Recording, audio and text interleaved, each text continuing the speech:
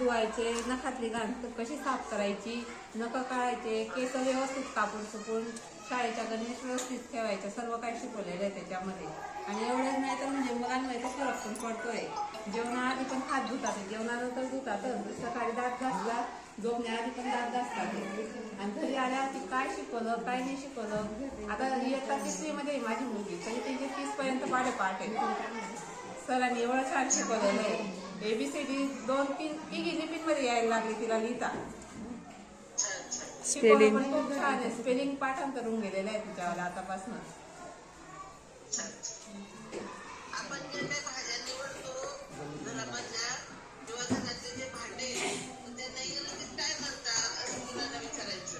हो, ते पण आपल्याला शिकवलंय. शब्द नाही समजो पण मुलांना विचारायचं, अरे ही भाजीला इंग्रजीत काय म्हणतात, मग त्या भाजीला इंग्रजीत काय म्हणतात.